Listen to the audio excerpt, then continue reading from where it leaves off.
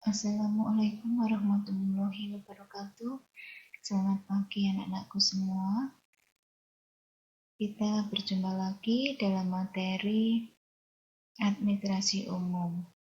Ya, sebelumnya saya mengucapkan salam sehat selalu dan tetap semangat. Anak-anakku yang saya sayangi, untuk minggu yang kemarin Bu Yayu menerangkan tentang bentuk organisasi. Ya, bentuk organisasi yang pertama kita bahas tentang organisasi lini. Untuk kali ini ya, kita akan membahas tentang bentuk organisasi lini dan staf. Apa itu? Bentuk organisasi lini dan staf merupakan kombinasi dari lini dan organisasi staf.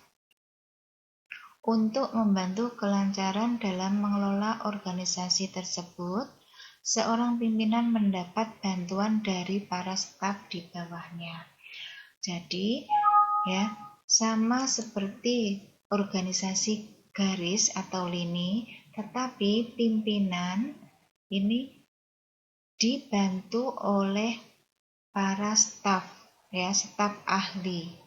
Ya, tugas para staf ini apa? Membantu memberikan pemikiran, nasihat atau saran-saran, informasi dan pelayanan sebagai bahan pertimbangan untuk menetapkan kebijaksanaan.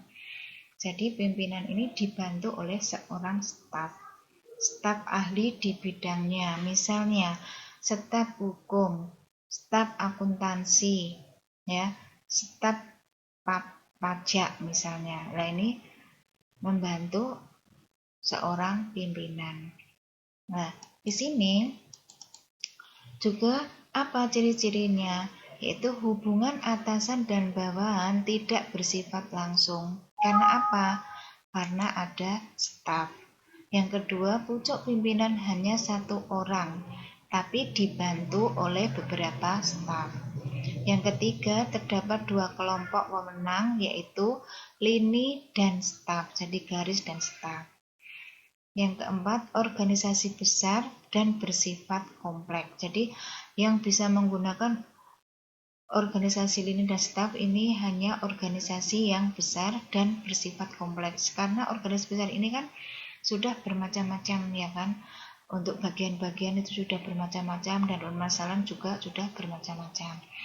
Kelebihannya apa? Yaitu adanya tugas yang jelas antara pimpinan, staf, dan pelaksana. Ini sudah jelas. Tipe organisasi lini dan staf bersifat fleksibel ya, jadi lebih mudah. Koordinasi mudah dilakukan karena ada pembagian tugas yang jelas. Jadi koordinasi itu adalah perintah yang jelas karena ada pembagian tugas yang jelas. Bakat pegawai berkembang sesuai dengan spesialisasinya karena dia seorang staf ahli, jadi mereka ahli di bidangnya masing-masing. Jadi di sini ya, pegawai berkembang sesuai dengan spesialisasinya. Sedangkan kelemahannya apa? Ya, spesialisasi memberikan kejenuhan. Jadi ini kadang-kadang karena dia bagiannya itu terus dia monoton. Jadi kadang-kadang kita itu jenuh. Ya, proses pengambilan keputusan agak lamban karena harus dibicarakan ya terlebih dahulu dengan anggota organisasi. Lain dengan organisasi garis, ya pimpinan langsung ke bawah. Tapi karena di sini ada staf, harus dibicarakan dulu dengan semua anggota yang ada di organisasi. Yang ketiga, kalau terjadi kemacetan kerja, tidak seorang pun yang bertanggung jawab. Ya, karena tadi kompleks dan ada dibantu oleh seorang staf. Jadi kalau ada kemacetan kerja, tidak seorang pun yang bertanggung jawab. Jadi mereka bisa saling menyalahkan. Ini kelemahannya. Di setiap bentuk organisasi ini punya kelemahan dan kelebihannya sendiri-sendiri. Ya, itu anak-anak. Nah, bagaimana ya? Kalau kita lihat gambar di sini, ini organisasi lini dan staf. Seorang manajer atau direktur ini dibantu oleh staf. staf ahli di bidangnya. Nah, ini staf.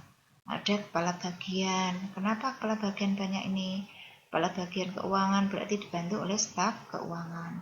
Kepala bagian kepegawaian dibantu oleh pegawaian. Kepala bagian misalnya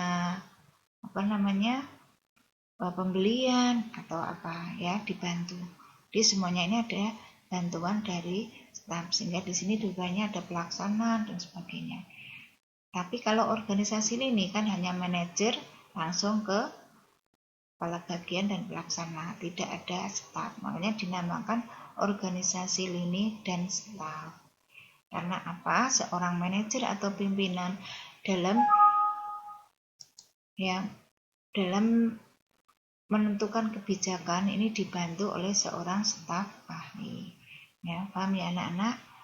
Ya, demikian pertemuan kali ini. Mungkin besok kalau kita ada kesempatan untuk tatap muka, ditanyakan ya bagian yang kurang jelas. Dan nanti hari Sabtu mohon buku administrasi umum ya, modulnya di bawah, kita bahas bersama ya. Untuk soal-soalnya kita bahas bersama, kalian kerjakan di rumah, nanti kita bahas di sekolah. Terima kasih atas perhatiannya. Wassalamualaikum warahmatullahi wabarakatuh.